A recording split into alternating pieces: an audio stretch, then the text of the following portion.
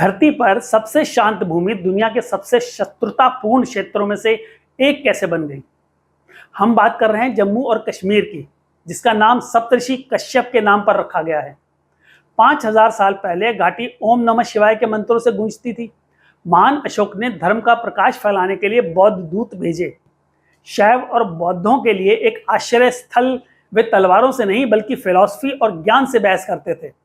शारदा पीठ जैसे प्रमुख विश्वविद्यालय स्थापित किए गए, जिन्होंने दुनिया भर के विद्वानों को आकर्षित किया।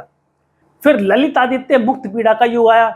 महान करकोटा राजा, जिन्होंने कश्मीर की सीमाओं को मध्य एशिया तक दूर दूर तक फैलाया।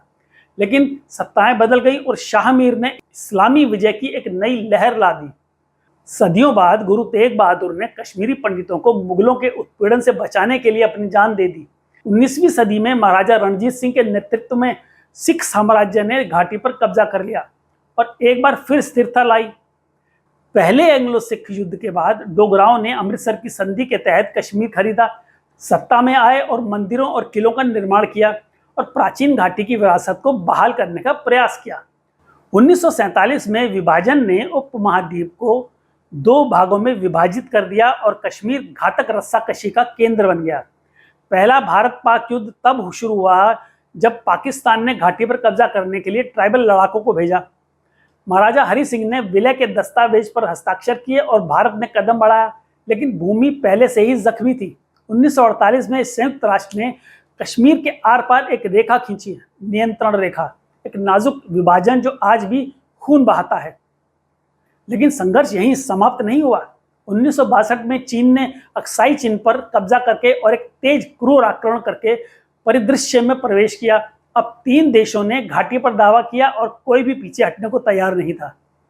1989 में कश्मीर एक बार फिर से आग की लपटों में घिर गया। सशस्त्र विद्रोह, सीमा पार आतंकवाद और दंगों ने घाटी को 2 हिस्सों में बांट दिया। परिवार भाग गए, घर जला दिए गए, मंदिरों को अपवित्र कर दिया गया। कश्मीरी पंडितों को उस भूमि से खदेड़ दिया गया जिसे वे सदियों से अपना घर कहते थे। 1999 में करगिल युद्ध, पाकिस्तानी सेना ने बर्फीली चोटियों पर घुसपैठ की, जिससे एक खूनी संघर्ष शुरू हुआ जिसमें हजारों लोगों की जान गई और फिर भी हिंसा का चक्र जारी रहा।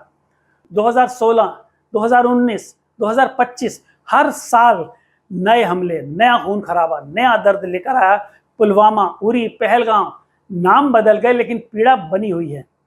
आज वह घाटी जो कभी ओम नमः शिवाय के मंत्रों से गूंजती थी, संतों, विद्वानों और राजाओं की भूमि, अब कर्फ्यू, चौकियों और संघर्ष की भूमि बन चुकी है।